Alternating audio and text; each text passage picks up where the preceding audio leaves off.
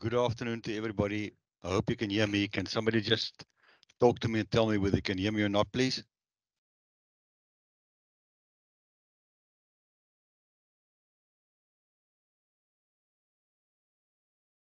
Gerard, we can hear you. Thank you. Can I continue? Yes, thanks. All right. Good afternoon, CropLife SA members and associates and any guests that might be on the call this afternoon. And welcome to this information session. We don't call it training because it's not training as such. It's more to inform our members and civil society out there about issues or topics or acts and regulations and regulatory framework things that are important for our industry. And one of the topics we decided to present to our society today was the Hazardous Substances Act, which is very much misunderstood and unfortunately not one of the acts which are really well um, call it governed and enforced and implemented in the country, but it creates a lot of confusion in the market. And I must just warn you that it's going to be quite difficult to understand. So please keep yourself a little notebook and a pen. But I tried to unravel the act for myself. It took me a long time to dig into all the stuff to try and find the pertinent regulations. And I will try and make it as informative and as interesting to you as our guests and our members today. So the act comes from 1973, so it's quite an old act. And the first time there was, or the last time there was a proper amendment was 24 February 2000, and that was because the Nuclear Energy Act came into being, and the Nuclear Energy Act of 2000 actually brought in new mandates in terms of people that were assigned by the particular act to do inspection upon nuclear devices and any radioactive substances. That's why this act was amended to incorporate that. But in practical terms, the Hazardous Substances Act has been under the Department of Health from day number one. And it's still administered by the Department of Health, and the specific directorate within the Department of Health is called Directorate of Public Health, but that is not very important. It's important to know that the act is administered by the Department of Health. Now, remember, like in any other piece of legislation in the country, you always have the national competency, which is the National Department of Health, and then the provincial departments of health, and there's also local health departments. In other words, that will be at the municipal level, or as we call it in South Africa, at the metro level. And all three of those entities, national, provincial, and the local level, have a stake in the administration and the enforcement of Act number 15 of 1973.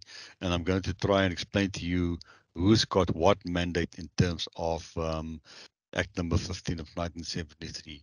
The important thing for us in the plant science industry is that the Act, even though it doesn't use the word pesticide or agriculture remedy too often, it has a mandate to have certain controls over certain pesticides, which are different from those which are mandated in terms of Act 36 of 1947.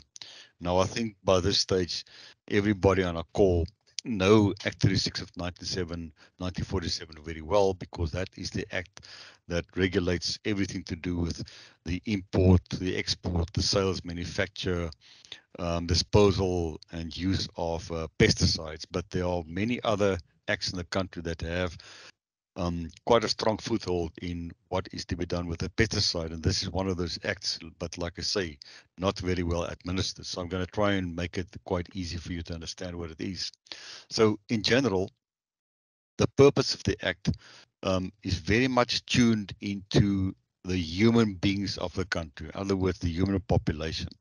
So because it's under Department of Health, health looks after human health. It doesn't have anything to do with environmental health. Environmental health is the mandate of the Department of Forestry, Fisheries, Environment, or as we call them, abbreviated DFFE, whereas in this case we talk about DOH, Department of Health. So the Department of Health brought this act into being in 1977 to control substances which may, look at the word may, cause injury or ill health or even death of human beings.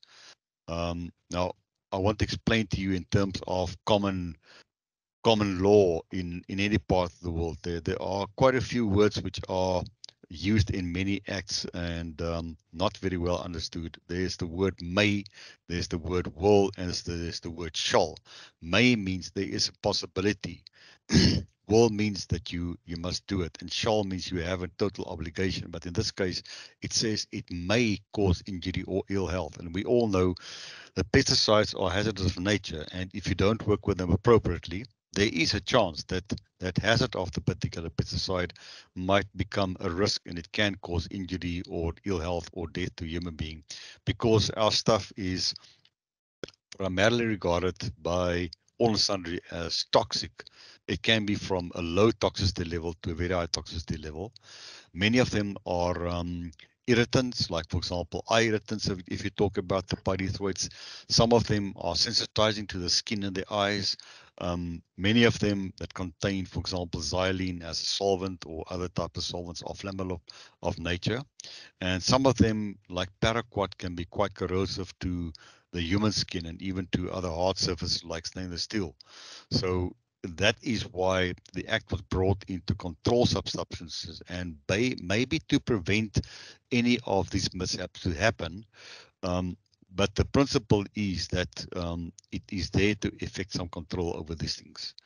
What the Act also states, or what the purpose of the Act also states, is there is going to be in the Act a clear division of these particular substances into particular groups, depending on the danger that they might pose, or the danger that they might, yeah, the danger might pose to a human being.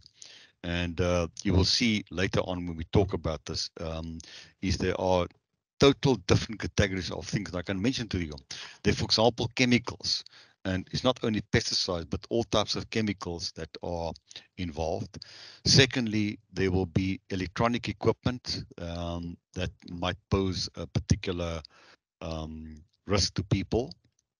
And then the last category, which is any um, nucleotides or, for example, radioactive substances which are not contained within a nuclear reactor that definitely cause a severe hazard and risk to people if they're not contained properly. So those are basically the four main divisions: chemicals, electronic devices, and then also the nuclear materials, okay, nuclear active materials. And what the Act also says, it provides then through regulation the prohibition and control of the importation, the manufacture, the sale. And that is where I highlighted the importation, manufacture, and sale for the agrochemical industry in particular, because that is where we start talking about the permits that people require to import, manufacture, and sell them. It also has a bit of reflection on the use of chemicals. And when it comes then to the devices, like electronic devices and anything with a radioactive substance, it also talks about the operation, application, modification, disposal, and dumping. But technically, for us in the agrochemical sector or the plant science sector, it is mostly to do with the importation, manufacture, and sale um, of these particular substances. Now, when you look at the the situation going forward from the 1st of October, I think we all know by now that what we call in inverted commas the GHS regulations, which is the regulations for hazardous chemical agents, they come into play. Um, Unfortunately, there is quite a disjunct between the GHS regulations and Act number 15 of 1973 and its own regulations. And again, unfortunately, I'm going to use the word unfortunate today quite a few times. Act number 15 and its regulations haven't held course together with the developments under the Department of Labor, which controls the Occupational Health and Safety Act, where we see the GHS regulations. So there is a lot of controversy going on. And I sometimes ask myself, what is the purpose of this act if it doesn't even talk the same language as the new regulations, which we call the GHS regulation, which I think are actually fantastic tools to regulate chemicals. But we will look at that in a little bit more depth in the next couple of minutes. And yeah, to start off with the definitions, you can see a group 1, a group 2, or the group 3. Hazardous substance means any substance or a mixture of substances. And you know that in case of our agrochemicals, we often have or formulation, like in the case of herbicides or fungicides, where you've got more than one active ingredient. And if those are classified then as a group one substance, then it means that mixture of substances. Or it also talks about a product or a material declared in section 2 of the Act to be a group 1, group 2, and group 3 as a substance. Now, I'm not going to bring you up to speed with every single section of the Act, but this is the important one that the Act defines the Group 1 substances and our chemicals that we work with at this stage. Now, please take note, I say at this stage, on this very Friday, we only talk about Group 1 in terms of the pesticides. If the Department of Health comes to the part and they start promulgating the regulations that they put out for public comments over the past 4 years, and they do promulgate them as formal regulations, then some of our chemicals will also be classified then as Group 2 hazardous substances. But at this stage, the only valid group classification for our substances will be the Group 1s. Okay, and important then is to see that that Group 1 talks about substances or mix of substances or a product or a material. Okay. When you come to group number 4, that is a radioactive material which is outside a nuclear installation. Okay, and that's why they brought the Amendment Act in 2000 to take care of what the Nuclear Energy Act says. Now, I want to go back one slide and explain something to you in terms of normal law formulation. Let me just go back and see what it is here. Important for you to notice. You will notice that we talk about an act, and there's always the act with a date 2000. Now, look at this. It's the Nuclear Energy Act of 2000, and it was actually carries two different dates. There's the 24th February 2000, and there's Act number 46 of 1999. So why you see the difference, and this is now getting a bit off the tangent, but for you that are not that au fait with law formulation and stuff, just for your interest sake, is that a department will work on an act or a set of regulations and they complete them by a certain date. So this thing was completed in 1999, but it was only promulgated in February 2000. So the date of promulgation is the date where that particular act or that particular regulation comes into force. And that's why we talk very often about an act where you see a different type of date where the act was formulated compared to the date where the act was promulgated. That's not uncommon, especially in South Africa with, I think, a bit of a failure on the part of the states. But coming back to that, so we are not concerned ourselves in terms of group number 4s. We are concerned at this stage, definitely group 1s, and we should concern to be about group number 2s that might come into play if they do promulgate those regulations that were promulgated as draft regulations for public comments, which we all commented on and never came to be in terms of a formal regulation. But if you think about Act number 36 of 1947, I think I've told this to you time and again in training and in meetings and so on, that the word cell in Act number 36 of 1947 is got a very broad spectrum or a very broad meaning. And it is virtually identical to the definition of cell, which is used in Act number 15 of 1973. And if you look at the word sell, then it includes then to offer for sale, to advertise, to keep. In other words, if I have a group 1 substance in my possession, the act regards me as a person selling that particular chemical, even though I might never trade it. Even that is not good enough, but because the act says if I keep the substance, I am selling the substance. Or to display a substance. If you, for example, go into a store and there's a rodenticide with a red band label on it, that displaying of the rodenticide on the shelf, which is a group 1 substance, means you are selling it. Transmitting means if I put it into a truck and I drive it off, or I take it into a vehicle drive or to a client, that is transmitting, also considered to be an action of sell. Or to consign, in other words, if I put a box of a group 1 substance together and I say, right, it is going out to a certain person that's on consignment, then it's also an act of sale. Or to convey it, which means by sending it out or giving it to a person on the back of a bicycle, even walking the street to a next door store, is considered to be sale. So there is no way that you can get away from the definition of cell. So it covers a very vast type of or a very vast cluster of activities. And at the bottom you will see then also that setting and sale have a similar meaning to the word cell. Right. So and it also covers something very important is that dispose of any person. So all people in the country, doesn't matter where you come from, doesn't matter what your income is, doesn't matter what your cultural background is. Everybody is covered by this. So in other words, if I keep as a farmer a Group 1 hazardous substance in my farm store, then the Act consider me as a person selling that particular commodity, even though I might not be selling it, I might only be using it.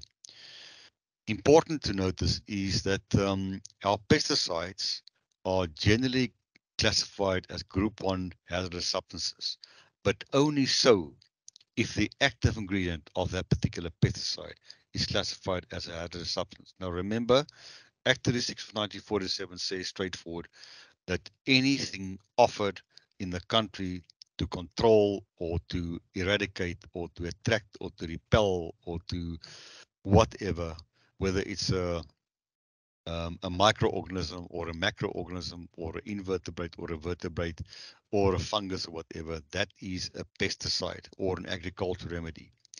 But in the case of the Hazardous Substances Act, not every pesticide is classified as a hazardous substance because they've got certain definitions, which we'll go into a bit later on, in terms of what is then grouped as a Group 1 hazardous substance. Not all the pesticides of nature are then classified as hazardous substances. Now, again, please take note. We don't know what the Department of Health is going to do. If they do bring in the regulation that they promulgated again in April 2022 for public comment, if they do promulgate that as a formal regulation, it becomes law, then our pesticide or a list of pesticides which fall under Group 1 will be expanded vastly. Currently, we've got a limited list that are Group 1Bs. But if they bring in the Group 2s, which talk very much the same language as the GHS regulations, our list of Group 1 hazard substances, which are pesticides, will be expanded vastly. So take note of that. But what CropLife does, we keep track of what happens in the government gazette. And if we see something come out in the government gazette which will have an impact, we will inform our members and even the public and our associate members about this because it has an effect on us in terms of how we conduct ourselves with the pesticides.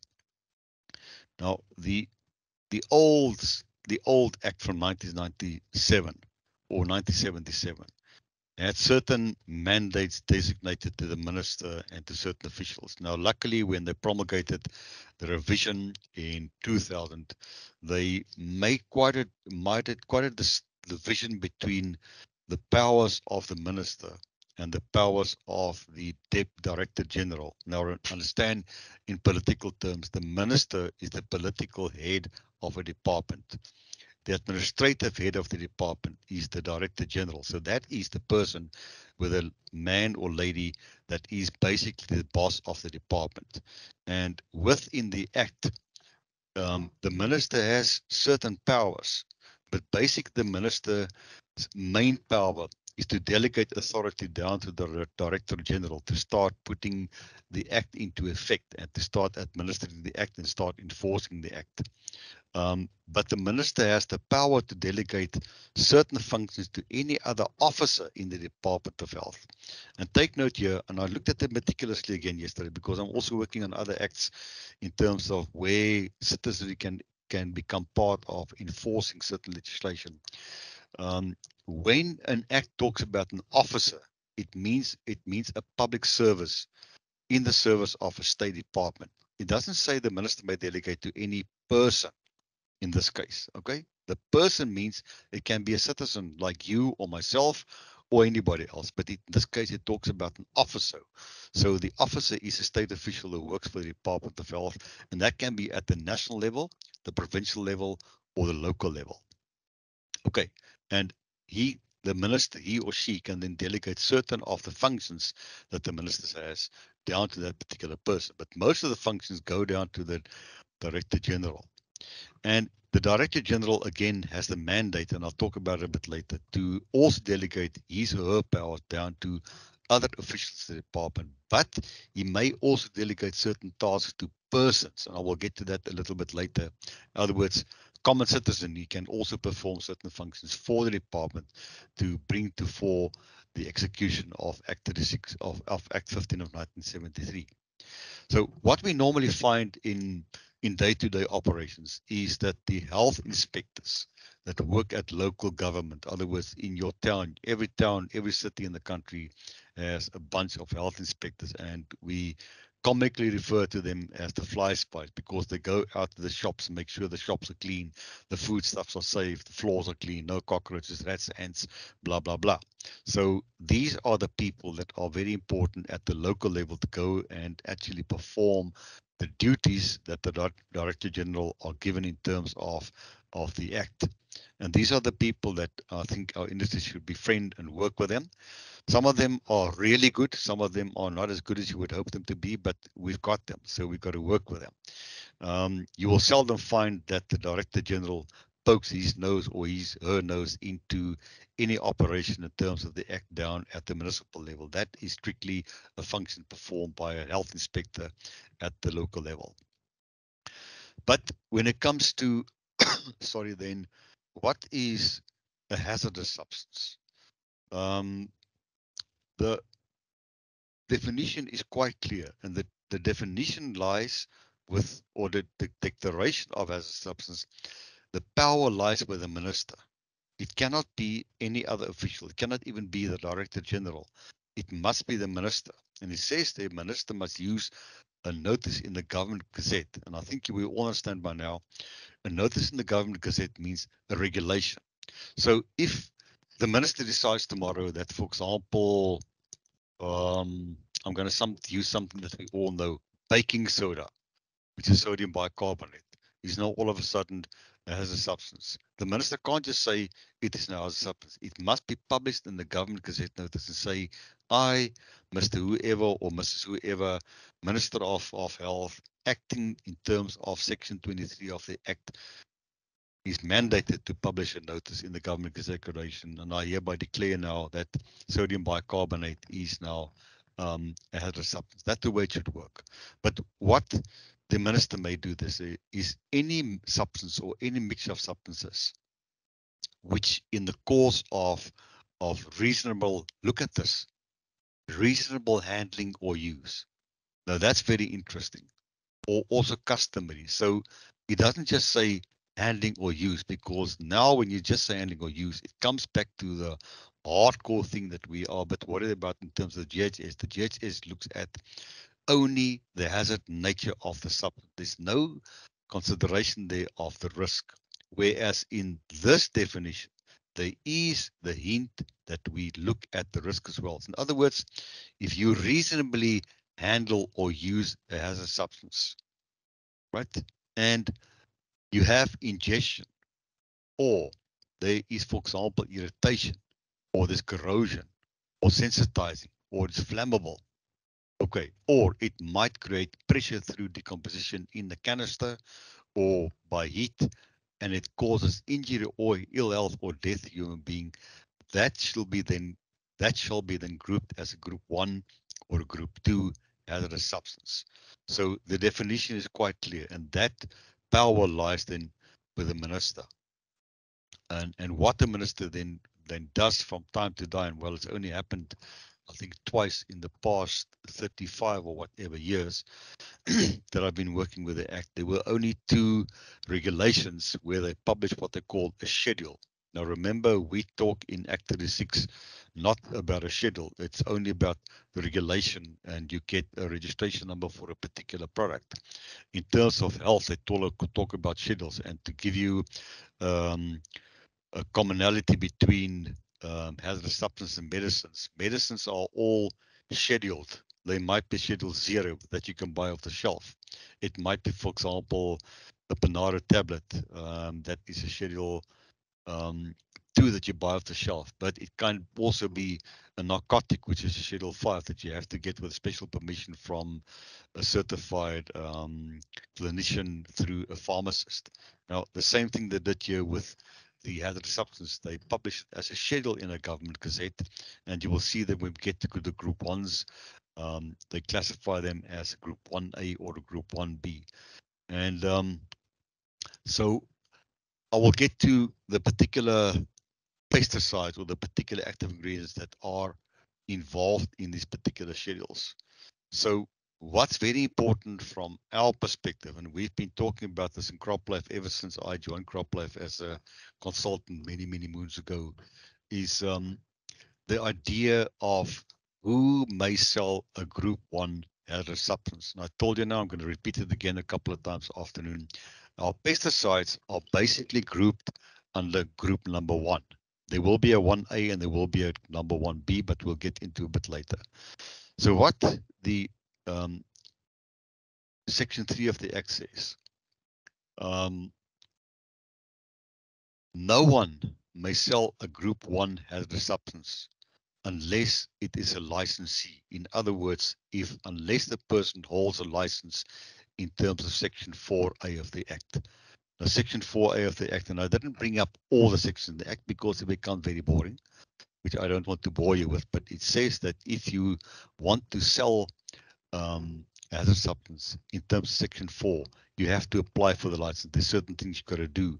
And that is what it says here, that if you sell a group 1 hazardous substance, for example, I can give you an important example of that. For example, any paraquat, any turbifos, any methylmidofos, things like that. You need to be a licensee, or in other words, you need to be a license holder to be able to trade in that particular substance.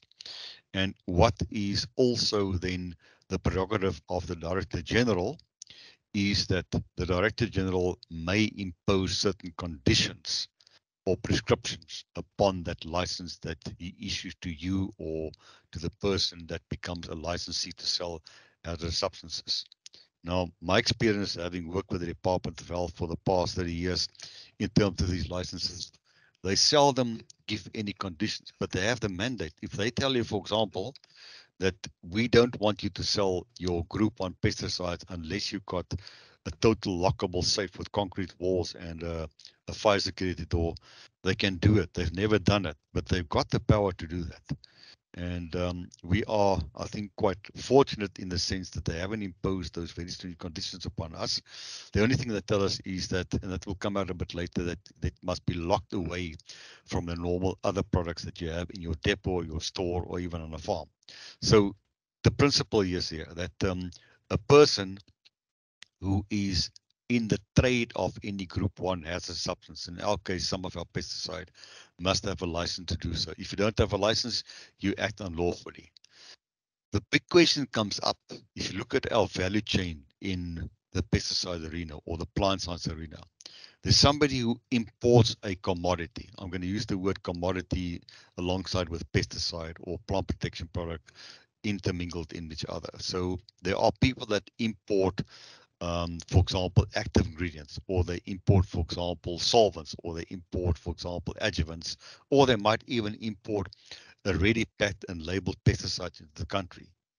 So if they import an active, they might give it to a manufacturer or a formulator then to transform that active then into a formulation that goes into a approved container with an approved label to make a pesticide. Because remember, an active ingredient itself um, is not necessarily a pesticide unless you put it into a formulation which is then sold to the end user or the farmer or the homeowner that uses it as a pesticide. So there's the manufacturer that transforms an active into a formulated pesticide. From from there, it might go to a supplier because in some cases the manufacturer and the supplier are one and the same company. And suppliers seldom, if ever, deal directly with the end user, which might be the farmer or the consumer or the homeowner or the gardener. So they go through a distributor, which might be one of our distributors in CropLife SA, or they go to a retailer like a food chain store, or for example, a nursery store or a hardware store chain. And I'm not going to mention names here, but you all know what I'm talking about. And then that retailer might then go down to what I call a vendor. because we've got pesticide vendors in CropLife SA, and we call them crop advisors. So these are the ladies and the gentlemen that work day to day with the farmers on the land to give advice and to sell the pesticides to them.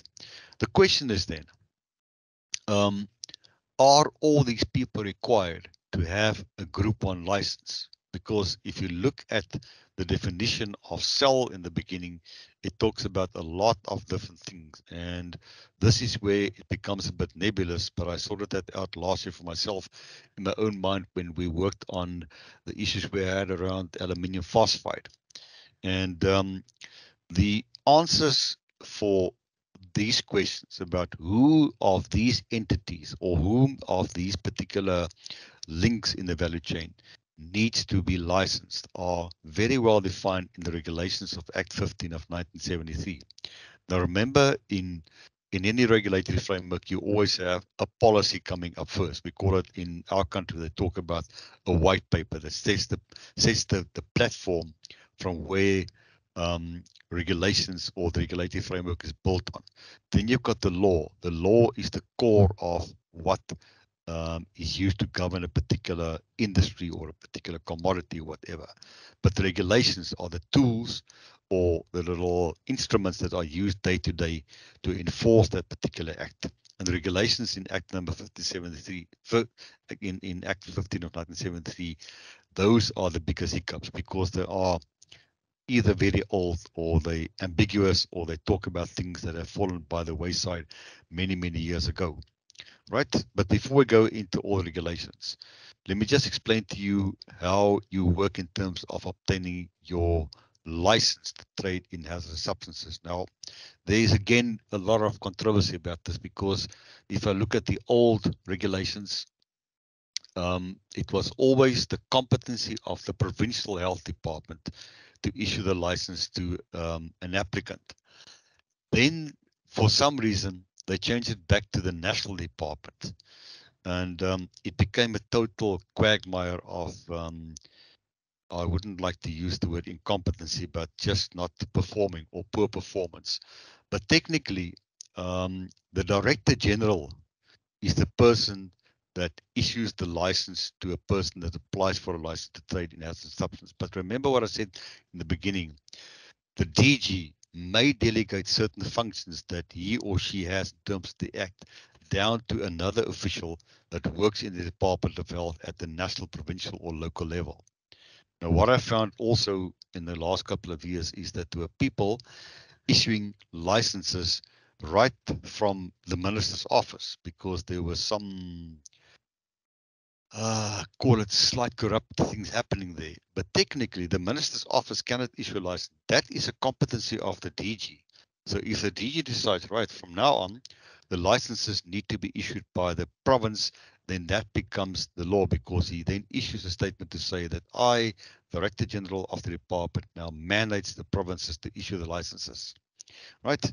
But what it also says in that particular section number 4.1 of the Act is that the DG may, on application in a prescribed manner and on payment of a certainly prescribed fee, and I put there in brackets my own thing, if any, and subject to certain conditions and other conditions that he or she may impose upon you, issue a license to a person to carry on business to be a supplier of Group 1 hazardous substances. Now, I want to go back to certain terminologies here. The word may gives the DG the mandate to say, well, if I think that this application of El Risotron is not a valid application, I do not have to issue El Risotron with a license because I do not believe El Risotron has a proper warehouse or a store to harbor these particular pesticides. But the DJ may say, okay, I can see now Rod Bell, who's the CEO of CropLife SA, he's got a fantastic firearm safe. He wants to sell a couple of dangerous goods in there. He's got all the stuff ready there. Everything is in place. I can't issue a license because he complies with the conditions which I have prescribed in terms of keeping these things in a safe place. But I might then also impose another sanction upon Rod Bell and say, Rod Bell, I want to know from you on a week-to-week basis how much of the chemical is in your safe and how much of the chemical have you sold. So the DG has quite a wide berth of powers in terms of issuing a license and what he can demand from you. And it's not a bad thing, because remember, we work with substances that are hazardous of nature, and we need to keep proper control over them. Okay, so in other words, he says then the may issue, or the section says the DG may issue a license, and it says the application in a prescribed manner. And the prescribed manner, if you look at the bottom of my screen, there is then that you have to complete a standard, very simple one-page form, which is annexed to the general regulations. And we're going to upload all these things for you on the CropLife website anyway in the next couple of days.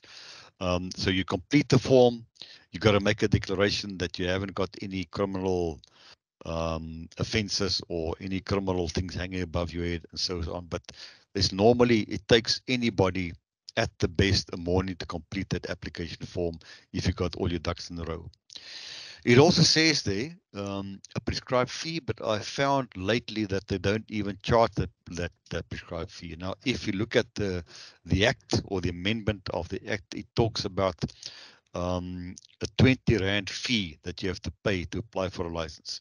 Later on in another regulation, it talks about a 10 Rand license application fee that you got to pay. And I think it was so demakar that the DG decided, okay, no one has to pay for an application fee because it doesn't make any sense anymore, because you got to buy not just, you don't have to pay a certain fee, you got to buy a revenue stamp. And with our post office closing down all over the country, you can't even buy a revenue stamp.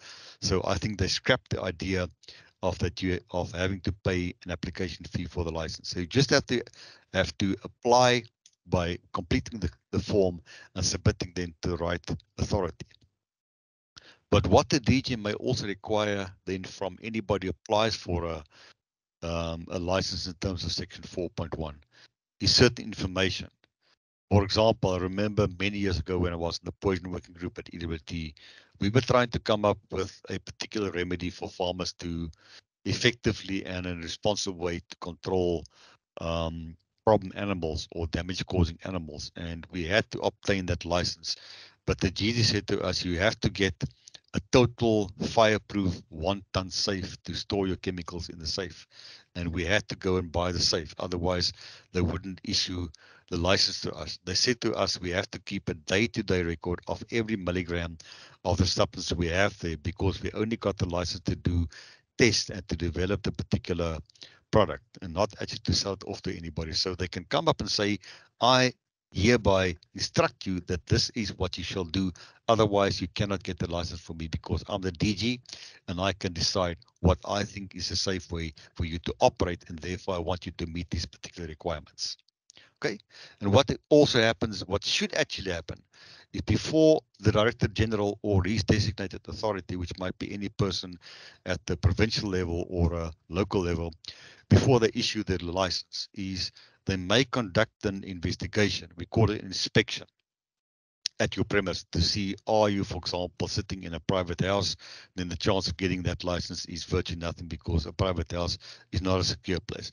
But if you're sitting in a proper industrial park and you sit in a proper building and you've got proper security, you've got all the stuff there in place, then that will meet the requirements that you operate safely with the stuff. So technically, we always tell people that what you need to do when you apply for a license, you contact your local health inspector, you ask the health inspector to come and have a cup of tea and a cup of Mari biscuits with you, and you sit down, you talk to the staff, and you tell them to inspect your site and give you some guidance where they see things that are not kosher according to their consideration, and then you apply for the license after you've done the remediation to make sure your premises can hold the product safely.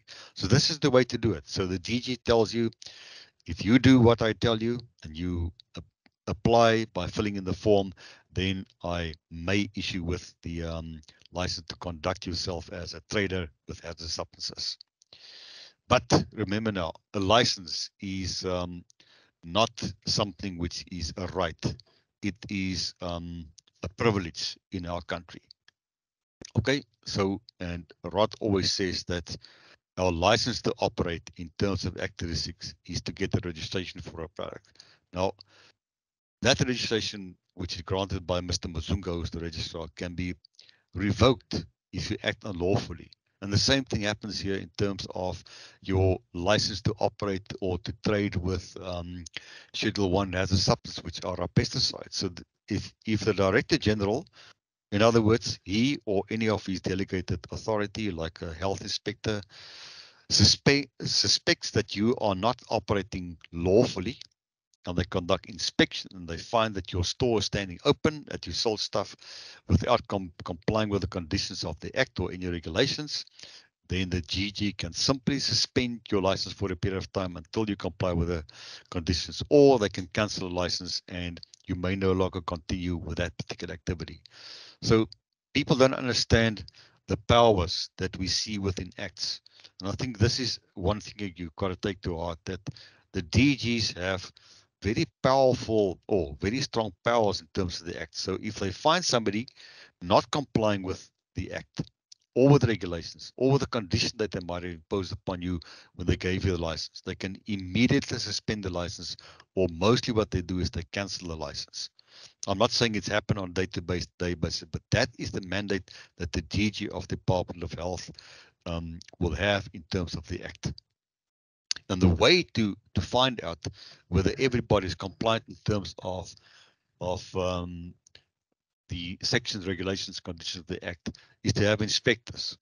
So what it says that the DG may appoint any person that he or she may deem fit as inspector for Group 1 and Group 2 hazardous substances. Now, look at that. And I took that verbatim from the Act. That is section number 8. I just want to check that I've got my facts right here, that I don't make a mistake here. Yeah, it is. Interesting for me, and I'm not sure whether they actually understood what they said there, because a person in common law means any citizen.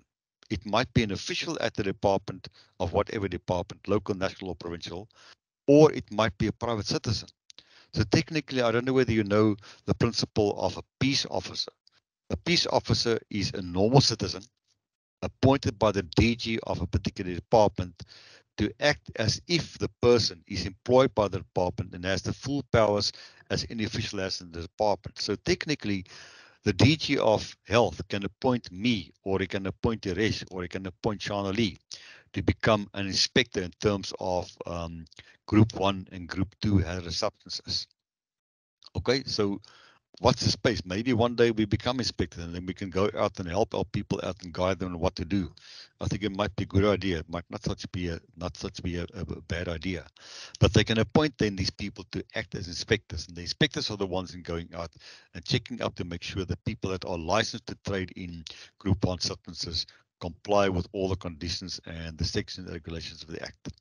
But note then that for the Group 4 hazardous substances, which are all the um, nuclear type of materials, in other words, anything which got a nuclear radiation of some sorts, those are special inspectors. They are not only appointed in terms of this Act, but they're also appointed in terms of the Nuclear Safety Act of 2000, and also in terms of our international convention, because we are bound by the International Convention on radio nucleotides and stuff like this. So those are people with very high qualifications, and these are not the likes of me. Those are people that carry special armor and stuff with them, and they've got special protective clothing. So those are different from the guys that just go and inspect a pesticide store.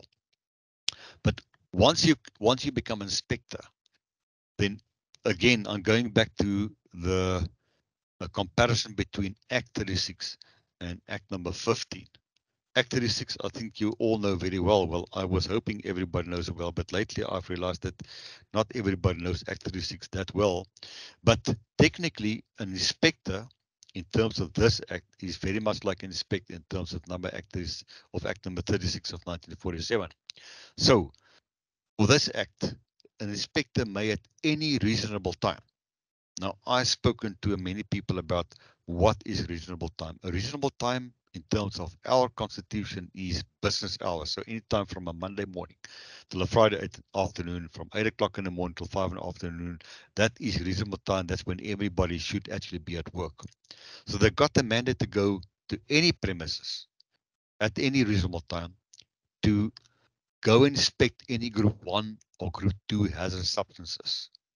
Even if they believe that on the premises there might be the substances, there might not be any real cause to say there are substances, but if they believe that, for example, let's say in my house where I live in PE, I unlawfully hold Group 1 substances and I trade with them. If they get a hint from somebody to say, but this Verdoorn is now trading with paraquat, or he's got a whole ton of turbifast in the backyard, and they believe that I have the stuff there, they can enter my premises without a warrant and inspect my premises to find there has a substance there.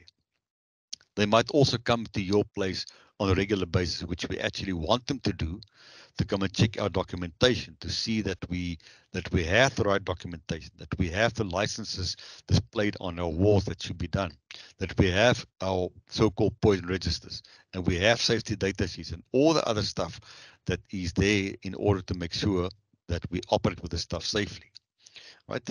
That is still okay. In other words, you can come into a site and you can do an inspection or you conduct an inspection. But what they can also do is very much similar to what an inspector can do in terms of Act 36. If they find that there's anything untoward about a particular substance, they can seize the substance and they can seize all the documentation related to the substance if they are of the opinion or the belief that the Act and the regulations were breached by the licensee, or that if there was a particular condition imposed upon the licensee, for example, that you have to have a lockable cage in your pesticide depot where you store all your Group 1s, if you don't comply with that, they can seize all those chemicals. They can seize all the documentation. Or if you were, for example, an illegal importer of a Group 1 hazardous substance, they can seize any papers, they can seize any importation papers, they can seize any, what you call it, waybills and anything like this, in order to make a case to you to go to court and charge you criminally in a court of law, because that's what the power of an inspector is about. So two things they can do: to conduct an inspection, to check up whether you operate legally, whether all your paperwork is in order, and if they find that you are grossly negligent or that you were acting willfully and lawfully, they can seize all those substances and any documentation to take to the court and give you a criminal record and fine you with a hefty penalty. But what is, I think, more scary is what I said in number 9A and number 9B, and that is that if the inspector is not satisfied that you operate 100% within the confines of the Act and its regulations, then they can place an embargo on that particular site of yours for an indefinite period or a defined period. So, for example, let's say they come to my house and they say, okay, but this guy has now got strychnine in his safe. They can tell me, right, we place your premises in what we call it, confinement or in quarantine, and we give you 1 week to get rid of the strychnine, and we want to see from you an adequate disposal certificate from A Thermal, because that's the only company in the country that can do thermal destruction of a compound like that. And once I complied with that, they can lift the embargo upon me. Or they can tell me, for time immemorial, we place upon you an embargo that you may never ever bring anything of any other nature onto your property again. So this is how powerful it is. But worst case scenario is, now look at that. I'm going to highlight for you. They can seize all the goods, equipment, and vehicles. In other words, if somebody stopped them in a roadblock, and by chance there's a health inspector from Kleberga, where I live, on that particular roadblock, and I carry strychnine in my car, or I carry LD-CoP in my car, which is a Group 1B hazardous substance, they can right there seize all the goods, any equipment I might have in my car, and they can seize the vehicle, and it can be forfeited to the state, which means it becomes state property now. So they can take your car away. I don't think anybody ever thought about that hideous nature of the particular act. So they can seize your car, it becomes the property of the state. And if there's any substance that has to be disposed of in a responsible manner, in our case, it will be incineration, they can tell you, right, you will take it now under guard, police guard to a thermal, and you pay the 22,500 rand per ton to dispose of stuff, or we're going to do it on your behalf, and we'll sue you for the cost of that particular disposal at a thermal. This is how strong the act is in terms of a real offence, in terms of not being on the right side of the law, in terms of having Group 1 substances in your possession. So I don't know whether there are any questions about this, but this is, I think, quite strong wording. So the inspectors have a lot of power. They can either inspect you and give you guidance to rectify anything which is not 100%, or if you're grossly negligent or you willfully act against the law, they can seize all the stuff. They can make sure all your equipment and your vehicles forfeit to the state, and they can tell you right now, we're going to burn all your substances at a thermal on your behalf, and you will pay the cost for that, which can put somebody completely out of business. So my recommendation is do not take the chance, because it can take your business down completely and wipe you out completely. So that is the inspector. But remember, it is also the duty of the state then to prove that the person which is now in the fire line or in jeopardy has actually contravened the act. So if they stop in the roadblock and they see a bag full of black granules and they make the allegation that that is LDCAR, which is unlawful to be in possession of in terms of Act 36 and also in terms of Act number 15, they can't just say, because you've got LDCAR now, we seize your vehicle. They can place an embargo on me and tell me, we keep your car there, and we're going to submit a sample of this then to a laboratory to determine if it is in fact LDCARB. And if it's found to be LDCARB, then we impose that forfeiture clause in terms of the act upon you and seize everything that was in the car, and you will go to prison or you'll get a hefty penalty. But in order to prove that, the stuff has to be analyzed. Therefore, the DG may appoint any person, and I point again here to the word person, that he may deem fit to be an analyst to examine or analyze any Group 1 or Group 2 hazardous substances. Now, if you look at our current state affairs, there are very few state laboratories that are worthwhile in the country, and very few of them can carry any proper accreditation by SANOS or any other body for that nature. So what the DG will then do, he will appoint a private laboratory or a private analyst, like, for example, VN Analytical, or what's the other one we use? One of our members, Bureau Veritas, or Esther Grain Laboratory, also a member of us, or Rolf's Lab, and say, right, do analysis for me and prove that what we allege is actually in that particular substance. And that is what they mean by person. It doesn't say it needs to be an official. So that gives it a bit wider berth than you find within Act 36, because Act 36 says that they must appoint an officer. In other words, it must be a state official that runs the laboratory to conduct that particular analysis. So I hope you understand the process. What is done by inspector? Inspector must inspect. Inspector can confiscate, or they can place an embargo, but they must have the stuff analyzed, and if found then true to what they believe, then everything can be forfeited to the state, and you can lose all your commodities, and you'll be in deep trouble with the court of law if they take you to law. Okay. The difficult part comes in with the regulations. So the minister is the only person that can make regulations. And in all our acts in the country, it doesn't matter whether you talk about health, agriculture, environment, DTI, the minister is the person that can promulgate regulations. It doesn't mean that the minister writes them.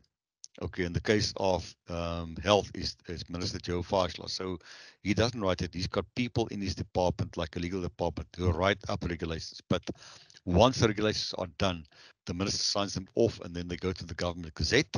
And once they gazette it on that particular day, the regulations become law. And what I found now, having gone through every bit of information I could get from different resources, is the last regulations that were published were those of 1997. And they actually supersede the regulations that were published in 1977. And unfortunately, for some reason, the department still works on the regulations for 1977 and not on the new ones. So what you need to do that. This is now important for, especially for our crop advisors and for any one of the distribution companies, actually for everybody in our value chain with CropLife SA. So I talked to you about the application for license. You fill in the application form and it is not difficult. Um, Submit that into the authority that will issue the license. Um, and the conditions of sale, I think, are more important than the license itself. Okay, so what the license will give you is the permission to sell or supply the listed hazardous substances. And I'll talk about the listing now, only from the address as indicated on the license. So if the department issues Alrisa with a license to trade in hazardous substances, it will be whatever state she lives in Dana Bay in the Western Cape. And she cannot go to a different place like Mossel Bay or George to go and sell it. It can only be sold from that particular premises with that particular address. Secondly, if I am a licensee in terms of the act, in other words, I hold a group on license, and I want to sell um, my group one hazardous substance to another person who's also a trader, then it is my duty as a licensee to make sure that the other person who buys from me and who will sell it on to somebody else is also licensed. And it must have a license number. And that must be recorded on the invoice. For example, if we say supply company number X, who's licensed to sell, I'm going to take something like Oxamol, for example, which I know is a group 1B hazardous substance. If they are licensed to sell Oxamol, they sell it to company number B, which is distribution company. They must make sure that company number B has a license in terms of Section 4A of the Act to trade in that particular commodity, and they must get the license number from company number B, which is the distribution company, and put that on the invoice that they issue to company number B from the supply company. That goes down the chain. In other words, if a distribution company sells a pesticide, which is group 1 hazardous substance, to an agent or a crop advisor, it is their job to make sure that that crop advisor is also licensed. If he or she is not licensed, they may by law not sell that particular pesticide to that crop advisor to sell onto farmers. That is what the law says. So in other words, my advice to the industry is everybody who works with any substance that's classified as a group 1B substance, which is our pesticides, must be licensed to sell the pesticide. If not, do not even do that because you're going to get into trouble with the law. This is number 3, is the one that we've been talking about and that I seldom see. And when I go to depots and warehouses, I get the real big skrik of my life when I see things not going right there. So what it says to us is that your group 1 hazardous substances must be locked in a facility reserved for those substances. So we talk about a separate group 1 room or a separate group 1 cage in your pesticide depot or your pesticide store. Okay? And it must be completely away from any foodstuffs or any beverages. Now, you all know when we talk about SANS 10206, and we had Hires draws up a very good checklist that you can all use to make sure that you comply with SANS 10206. You may not store any foodstuffs or any beverages in a pesticide store. So it goes without saying there that if you have a pesticide store with your normal pesticide, there must be a lockup facility in that for the group ones that stand on their own there. Unless you say to yourself, I'm going to make my entire store a Groupon store and I will lock it up that no one can enter the store apart from me, myself, take it out and hand it out to the person that loads the truck or comes to me to buy it from me. So that is another way of looking at it. But there must be a separate lock facility that it is away from the people that can get their hands on the stuff, and there must be no food stuff or any beverages in it. What it also says, and this is what I had quite a chuckle when I started working on the presentation the last couple of days. Thinking about the retail, and I'm not going to mention names of retail stores, but you all know what I'm talking about. Most of them sell 1 or 2 hazardous substances, and I can guarantee you none of them have a group 1 license. And none of them make any distinction between selling a foodstuff and a beverage like um, a soft drink or a pack of sandwiches or a pack of chips with a pesticide that is now classified as a group 1 hazardous substance. And I had a discussion with Harish sometime earlier the week, and we had a good chuckle. We said, but it's so strange that you have to go to a particular little counter in a food store to buy your cigarette and tobacco products. But the pesticides stand on the shelf right opposite the chips or the chocolates in the store. So I don't know when the Department of Health is going to wake up about this, but once they wake up, they can basically shut down the food chain business completely because they're all non-compliant in that regard. So if you want to sell pesticides, which are grouped as group 1 hazardous substances in a general store, they must be separate, and you may not sell them at the same counter or the same table where you sell your foodstuffs and beverages. And then the last thing there, I think there's no problem for us in terms of number 5, because it says that our substances may only be sold on a container which is good enough to keep the substance safe, and that the pesticide must be in the original container supplied by the manufacturer or the wholesale dealer. Now, with our pesticides that are registered in the country, I very, very seldom come across a pesticide which is not an approved container.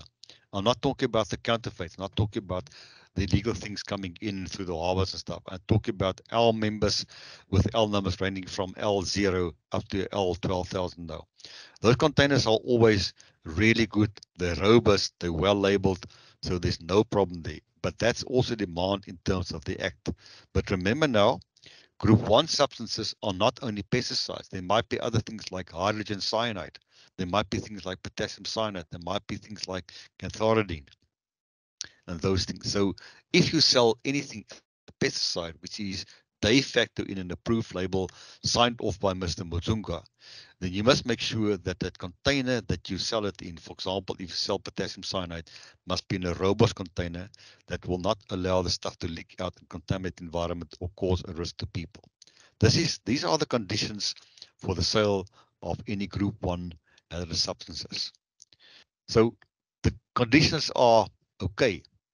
When it comes to the record keeping, that's also where I found last year when we got stuck into the whole problem around the sales and the use of aluminium phosphate. We realized that people did not actually understand the record keeping properly, because most people had a record of some sort, but the records were not adequate. So what the Act demands from everybody, look at the value chain there. They talk about the importer, the manufacturer, or the wholesale. Sorry, there should be a comma there, wholesaler or distributor of hazardous substances. So you must have stock records. In other words, if I import 1 ton of turbifos active ingredient, I must show the date when it came into my store. I must show the name of the supplier. I must show all the details around that. Okay? If I sell formulated turbifos to somebody else, then I must show all the details of that particular sale also. So it's not just the people that sell it, it's the people that import it and then manufacture it also, that have this binding thing upon them in terms of the records that have to be kept by the person handling that particular hazardous substance. Secondly, it says that if you supply the hazardous substance to any clients, and that includes state departments, because remember, many state departments buy hazardous substances, like in the case of our pesticides. Or, for example, you might import something like um, thallium sulfate in a minute quantity as a chemical reagent for certain organic reactions. That's a research institution at university, or the ARC, for example. Or you supply it to professionals or people that trade with the substances. You need to include the names of the clients in your record keeping book, that you know of every gram that comes in and every gram that goes out, because we live in a country with a lot of crime, and the purpose of this is to keep check on what you got in your store, that people don't go and steal the stuff and start causing real havoc in terms of poisoning people out there. And I can tell you, I just spoke to a farmer this morning. I told him I've never seen such a plethora and spate of poisons in my entire life, having worked in conservation and the agrochem business for the last 30 years. So there's purpose behind that, to make sure that you keep good control over the stuff. There might also be an instance, for example, where you supply a big co-op, like I'm going to use the name of Obaro, or one of our members, which is the Coöperatie, Imato Coöperatie. If you supply that particular entity with pesticides that are classed as Group 1B substances, you must supply the name of the responsible person. In other words, it must be the branch manager, which is then licensed also to trade with the substance. Remember, I cannot go and sell Turbifos to the Coöperatie if I'm not licensed to trade with Turbifos, and the Coöperatie themselves are not licensed to trade with Group 1 hazardous substances. So those are all the sort of requirements that they impose upon us in terms of the Act and the regulations. It must also then give the date and the number of the entity to whom you sold those goods to be traded with. So when the inspector comes in, they see, okay, Verdoren sold Turbifos with license number L125 to the Coöperatie with license number BXYZ. They know that it was a legal sale. But what they can do is tell you, produce for me a copy of a license. And I must call up my colleague Bertus, the Coöperatie, say, Bertus, quickly take us a picture of your license on your wall there and send us a picture by WhatsApp that we can show them that we are trading legally with the stuff. Okay, so that's the way that the inspectors will come in to check whether the sale was conducted properly and whether you keep your records properly. And like in the case of many other types of formal record keeping, like with your SARS records and stuff, you must keep any such records for a minimum of 3 years. Why would that be? The reason for that is actually latching onto the Criminal Justice Act and the Criminal Procedure Act. So if there's a crime committed with one of the chemicals, like for example, someone murders somebody with Turbifos. I know there are quite a few murder cases I'm working with currently with the Hawks and the police on Turbifos. Then you have to go back in history to find out where did the Turbifos come from.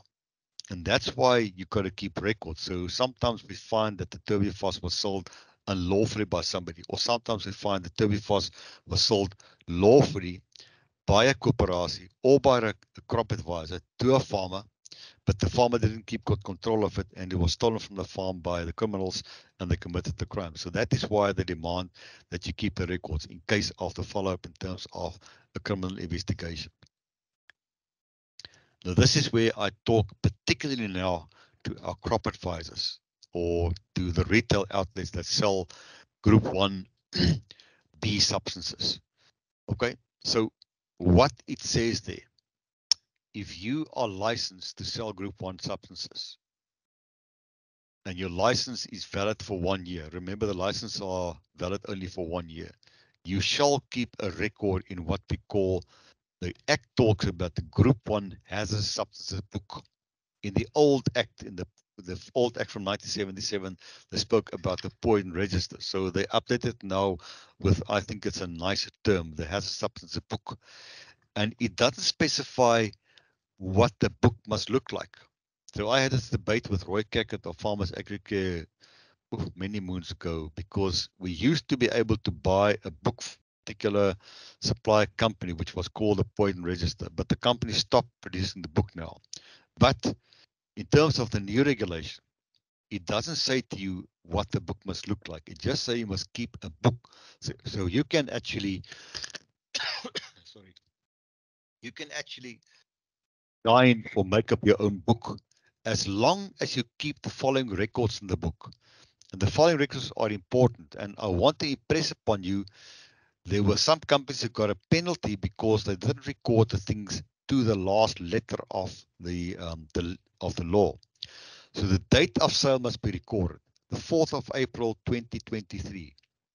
The name and the quantity of the substance. And I'm going to keep on hammering on Turbifos. Okay, so the name is Turbifos, and we sold 40 kilograms of Turbifos.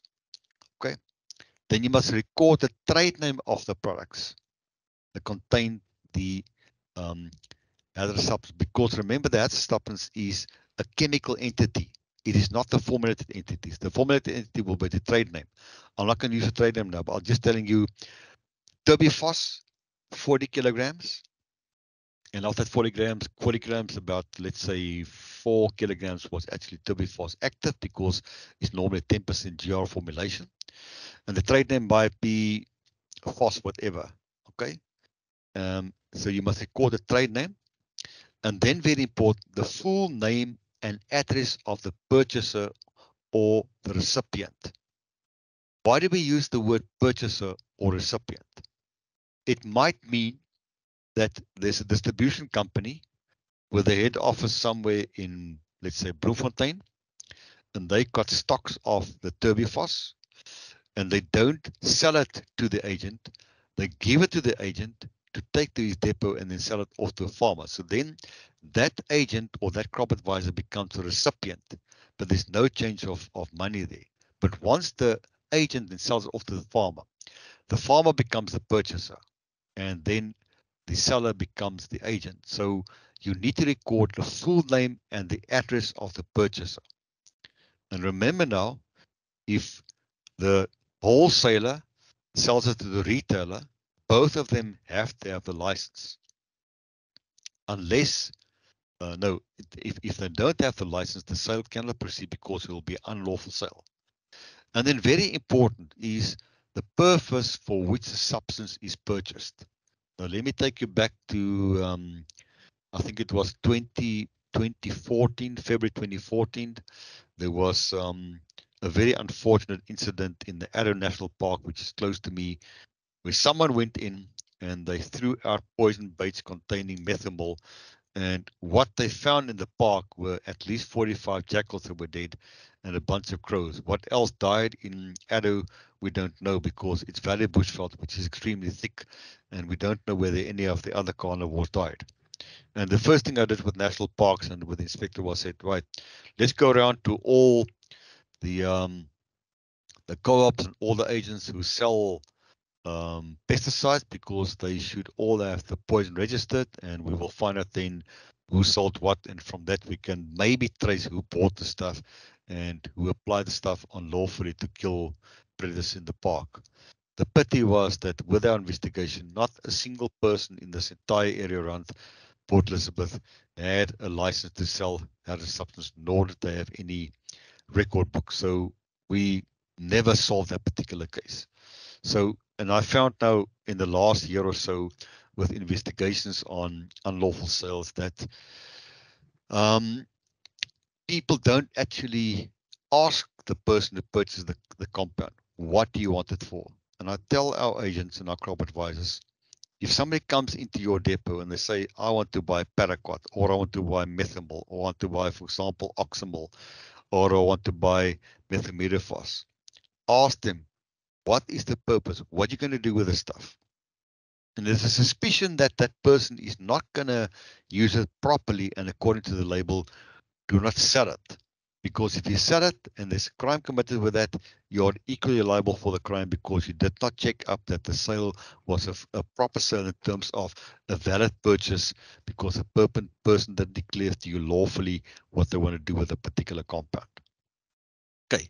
Then the act also, or the regulations also say that the purchaser must sign that particular hazardous substances book. In other words, if I go to the corporatie and I go and buy myself a little can of aluminium phosphide, they record it in the hazardous substances book, and I must sign that I bought myself 90 grams of aluminium phosphide tablets for a legitimate purpose. But there may be cases where somebody walks into a pesticide dealership, or for example, into an agent's store, or into a co-op, and the seller there doesn't know the person. So what the law says then, if I don't know who that person is who comes into my store to come and buy aluminium phosphide, then I must verify the identity of the person by asking somebody who comes along with the person, do you know this person? Do you know that this person is going to buy the chemical for the right purpose? Otherwise, you may not sell the chemical to the person. So you must verify the identity of the person, and that person who identified the person as a legitimate purchaser must co-sign that register or the hazardous substances book there, that you can keep record of who bought the chemical and for what particular purposes. I don't think many people knew about this. So you can sell it to an unknown person as long as somebody verifies it and that somebody says, yeah, I know the person. Let me take a fictitious scenario. So Rod Bell runs a pesticide depot close to Hoedspruit. And there's a strange guy walking in there with a big hat and he says, ek soek 'n bietjie van hierdie aluminiumfosfiet om die molle dood te maak in my landerye. And Rod checks on the label, says, yes, there are moles on the label. It can be sold to a farmer, no problem. But Rod doesn't know this verdoring. But along with him came Yaresh Amarant. And he says, Yaresh, do you know this guy? Yaresh says, yes, I know the guy. He has a farm. He plants maize. He got a problem with a small patch of about 1 acre of gerbils. And we know that we can use the aluminum phosphide tablets effectively without having to go to much cost. And I can verify his identity. Then myself and Yaresh must then sign that particular record in the hazardous substances book to make sure that Rod has sold it legally to us. That's the way to do it.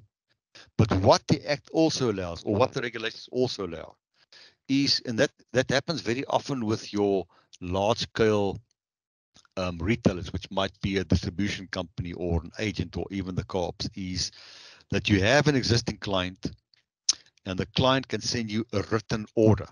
Okay, they can email you a written order. I don't think anybody uses fax anymore, or they can send you a written order for a particular substance.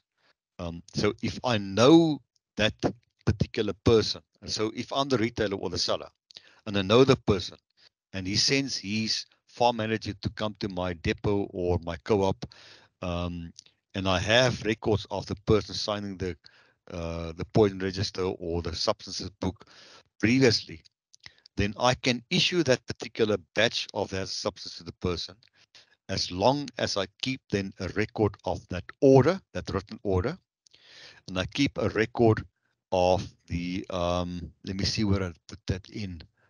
I didn't put it in there. It comes up a bit later, but yeah, he sends in number 4. If I get the order and I issue an invoice, then I must record those in my book. And what it means, record the book, I must keep paper copies in that particular page in the book where I write in that particular details of that purchase or that sale to the particular purchaser.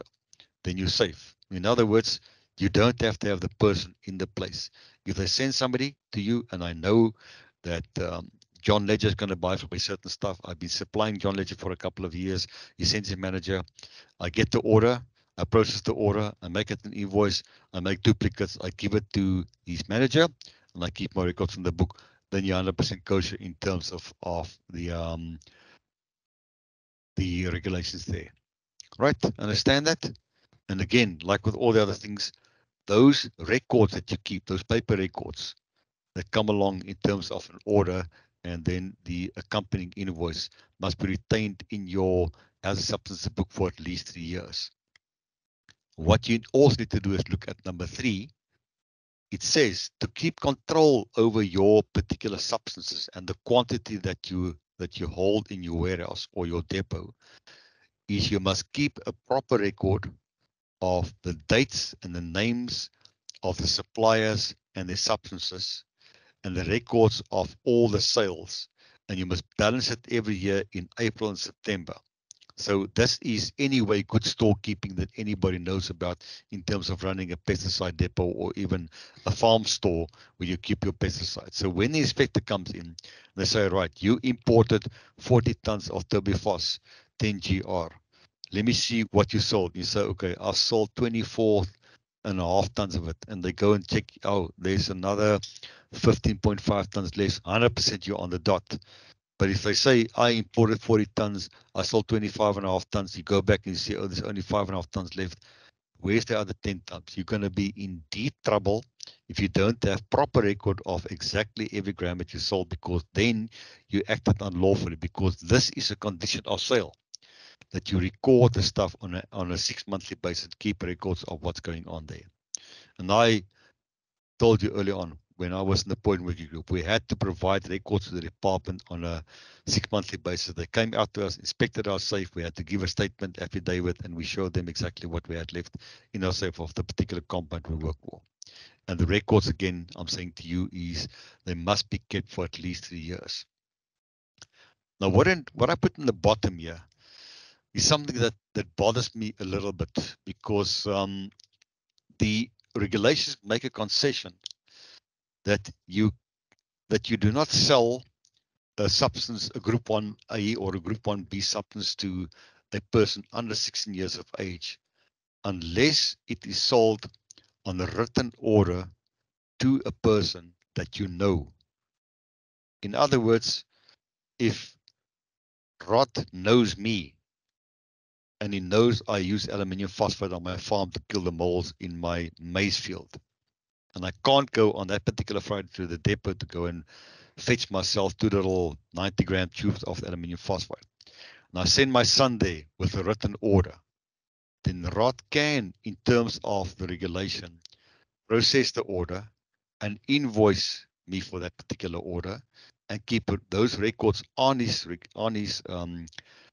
hazardous substance book as records, and then issue my son Benjamin to take it to the farm for me. But I want to challenge the act in terms of that, because we don't allow people younger than 16 to drive a car. We don't allow people younger than 16 to own a firearm. We allow them to shoot with a firearm under somebody who has a valid license. So that to me is something which I find a little bit worrying. But we will tackle the department about this in the years to come. But you are allowed them to do it. So you get the principle then. First of all, is if somebody walks in, we know the person, they bought that from us before, they got the legitimate reason, we record all the details, we sell them. If the person can't do the purchase themselves, they send a written order by email, or they send the depot man, or they send the farm manager to me with a written order. I know the person, they bought from me before. I issue them with an invoice. I keep a record of the invoice and the order on my book. I give it then to the person who came to purchase it. The person signed the point register, no problem. Or then, if it's a person younger than 16 years of age, the person must also come in then with a written order, and I must know who that particular person is, unless otherwise I can't make that particular sale. And that is what the act allows you to do. So you don't always have to come into person into the place to go and buy your particular pesticide, which is classified as hazardous substances. That was the easy part. The difficult part comes in now, in terms of which of our pesticides are now classified as hazardous substances. And this whole debate came to the fore about 18 months, 2 years ago, when the Department of Health started demanding from our members, when they applied for their Group 1 licenses, a full list of all the pesticides that they sell. In the past, you would apply for your license, you get the license to sell Group 1 hazardous substances, and that's it. What they do now, they issue with a license and they list all the products that you sell under that license, and you cannot sell more than that. In other words, if you have a list of 24 products which are classified as Group 1Bs, that's what they want to see on your license. If you don't have that, then you're not in the good books of the department. But there's a differentiation between, oops, and I see I made a mistake here. Please look at number at the slide on the right hand side. That should be category 1B. Now, this also I need to make an amendment there. But there's basically two categories here. So what they say, this is the schedule that I spoke to about earlier on. Okay, and this schedule was, the latest one was published on the 13th of August, or the 12th of August in 1994. Before that, they basically listed the category 1A, and they listed a category 1B with a number of certain active ingredients. So what changed now in the meantime, up until 1994, is the following. So on the left-hand side, you see, look at it, and you will see, I'm only going to highlight a few. You see aluminium phosphide. We use a lot of that in the industry. There's still one registration for what we call tartarimetic, which is antimony sodium tartrate, or the antimony potassium tartrate. Um, we have a bit of zinc phosphide, which is used and sold for control of rodents. And automatically one would think for yourself, now these are ones that we're going to be issued licenses for. No, look at the fine print down there. It says these are all group 1 hazardous substances, except any product containing aluminium phosphide, antimony potassium tartrate, which is that tartarimetic, or zinc phosphide, which is registered by the Department of Agricultural Technical Services under the Fertilizer Farm Feeds Agri-Meats Stockery Act.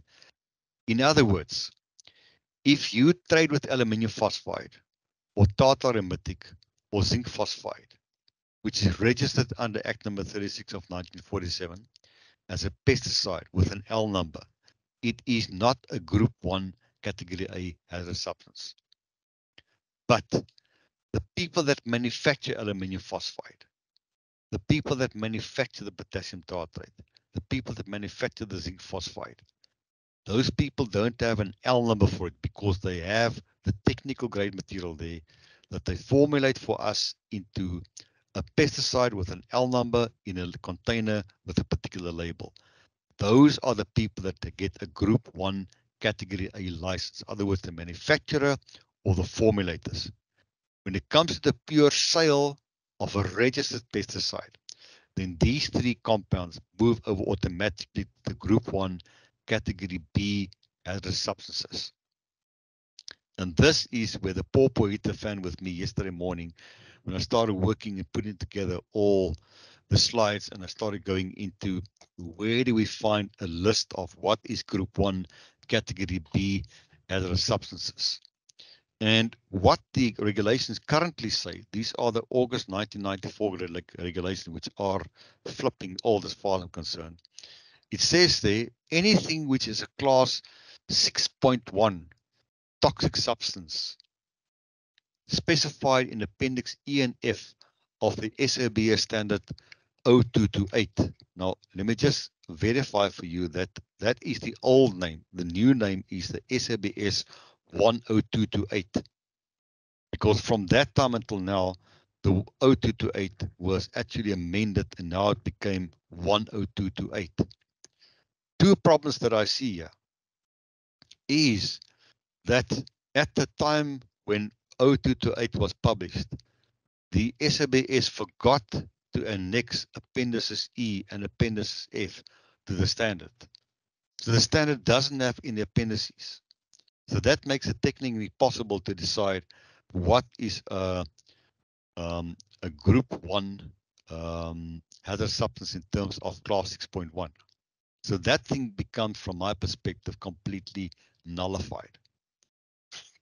What they did then, they made life a bit easier. And when I bought the standard yesterday, which was very, very cheap, and I thought to myself, but why is the standard so cheap? I bought 10228, expecting to come out with a nice Annex E and an Annex F, which will tell us these are all the pesticides that are now class 6.1. And you can automatically draw them out and say, okay, I've got 10 or 12 or 15 or 40 of my product, which are 6.1 in terms of toxicity. But there are no appendices in 10228. All it says there that class 6.1 are the substances referenced in the UN recommendations on the transport of dangerous goods. So then I had to go and get that UN recommendations on the transport of dangerous goods and find the UN numbers that correspond to toxic class 6.1. Now remember, I don't know whether you remember from what Yaresh told you a week or 6 ago when we did the transportation, and that he spoke a lot about SENS 10231, which is the what we call the transportation of dangerous goods standard. There's a primary risk or primary hazard, which is in some cases 6.1, or there might be a secondary hazard, which might also be a 6.1. So some chemicals have a primary hazard of being flammable and the secondary hazard as being toxic. Some of them have a primary hazard as being toxic, and some of them have a secondary hazard of being corrosive. But whatever it means, whether it's a primary or secondary hazard of 6.1, in other words, toxic, it then automatically becomes a dangerous goods. So I had to go and juggle around myself in terms of where do we find the right classification of which compounds are actually a class 6.1. And I would recommend that you go to SANS 10231 as your guide document. And I still maintain that every company in CropLife SA, whether you're a supply company or distribution company, should have a copy of SANS 10231 on your computer to decide what is the hazard class and what is the loading compatibility, etc., etc. Because that is where we're going to find it. The 0228 ain't going to give you. And if you go to the UN numbers in that UN recommendations, it basically talks the same language as SANS 10231. Okay. But it is not as extensive as you find in 10231. So I recommend you get yourself a copy of 10231. The problem comes in that classification of toxic there is not the same as the classification of our new GHS system on our formulated pesticides. So now I think you feel like I felt yesterday, like a chameleon on a smarty box. You don't know where to go to. Now, don't think for a moment you can take the GHS classification and say, okay, now my compound is not a dangerous goods. It is not the case. If your compound is not classified as really danger in terms of GHS, but it contains an active ingredient which is a class 6.1 toxic substance, it is still classified as a group 1B hazardous substance. I hope I make myself clear. Let me say it again. If you done your GHS classification correctly and your formulated product comes out as, for example, warning and not danger, but it contains an active ingredient even in a minute quantity which is listed under SANS 10231 as primary or secondary as a toxic 6.1, it still falls under group 1 category A. It is a hazardous substance. And therefore you need to have a license to sell it, and you need to have a separate lockable facility for that. And the pawpaw is already going to hit the fan completely when they start looking at the group number 2s, which they plan to promulgate sometime in the future. And that might be talking a little bit more the same language as the GHS, but I don't know. I was really very democrat yesterday when I looked at all this sort of stuff, and I thought to myself, if I'm democrat, how on earth will our poor members unravel all these mysteries? Because it wasn't easy for me to unravel all these mysteries, but I've got a pretty good understanding now. All I'm telling you is, please do yourself a favor, get a copy of 10231. At least now when you've got the UN number on your label, go and check the UN number on your label, and it will tell you, is it a 6.1? If it's a 6.1, it is automatically in terms of that regulation a Group 1 Category A, and you need to have a license to trade with that. That is what the Act and the regulations currently say. So to end off with, and we're nearly done, I want to give you a bit of what I found from 10231. And I didn't take any trade names because the group 1 category B don't talk about trade names. It only talks about the active ingredients, right? So from the tables in SANS 10231, if you look up alpha cypermethrin, it has a UN number of 3352, and the primary hazard class is 6.1. In other words, it is toxic. So that automatically flags up then as a group 1 category B hazard substance for which you need to be licensed for to trade with. Talk about turbofos, UN number 2738, primary hazard, toxic class 6.1, so automatically group 1 category B. Then I found something which I found quite alarming. All the paraquats, bar 1, carry a UN number of 3016, primary hazard class 6.1 toxic, so they all need to be sold by people with a Group 1 license because they're Group 1 hazardous substances. But one of the products had a UN number 1760 with only the primary hazard class 8 being corrosive and nothing about the secondary hazard class as being toxic. Now, I don't know how on earth the company classified that as non-toxic because paraquat, by whatever means, is always hellishly toxic. So there is a bit of a conundrum, and I'm going to start talking to companies very soon about the UN numbers because I think some of the UN numbers are completely incorrect. You can also see oxymol, the same story, but I want to show you an interesting one. Diclovos, UN number 2784. The primary hazard class is a class 2 flammable.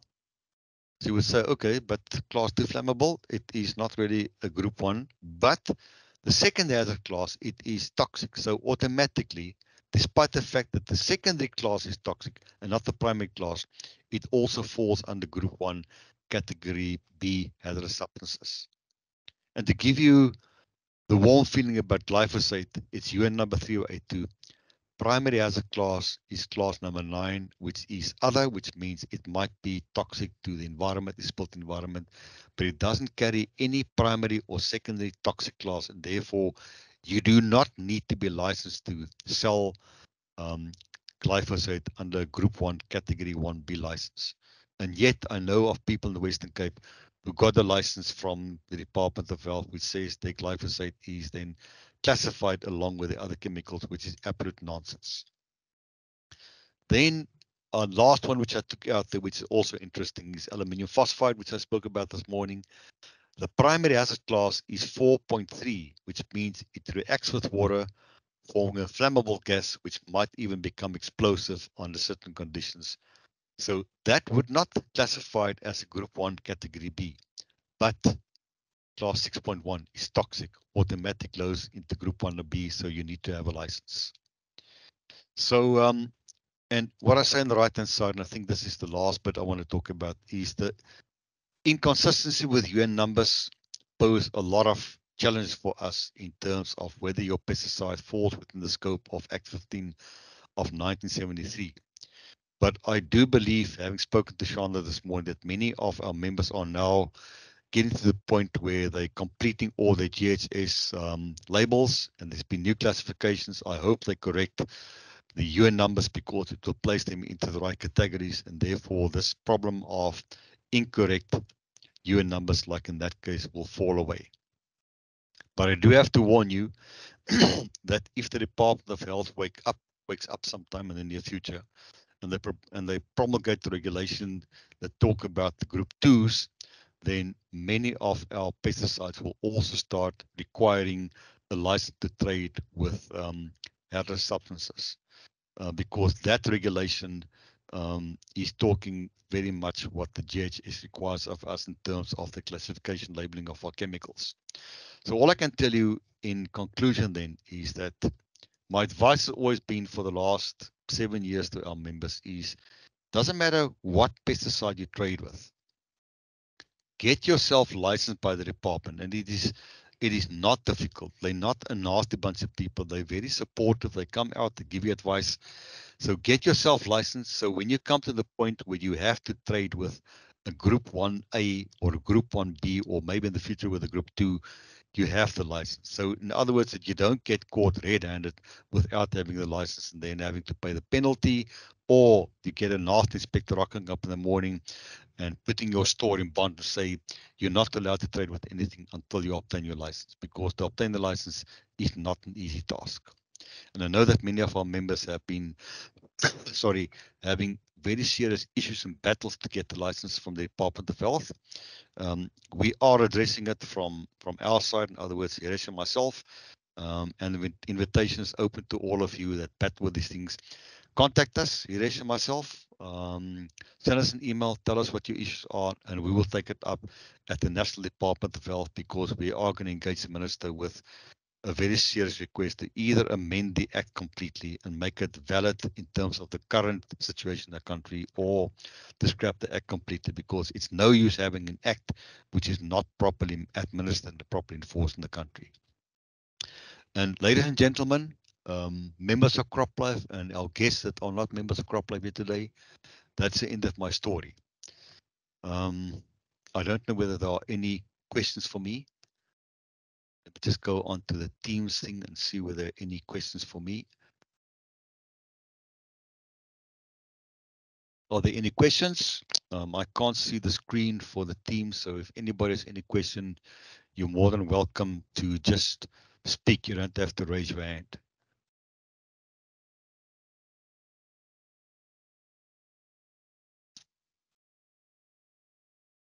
Any questions from anybody?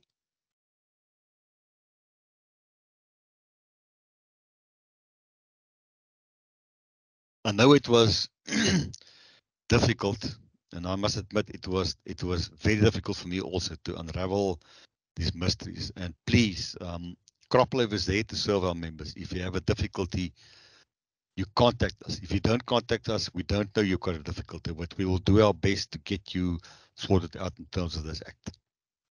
Right. If there's no questions, then thank you very much for everybody who attended the meeting. I hope you're a little bit wiser and have a good weekend and looking forward to you attending our next webinar. Thank you.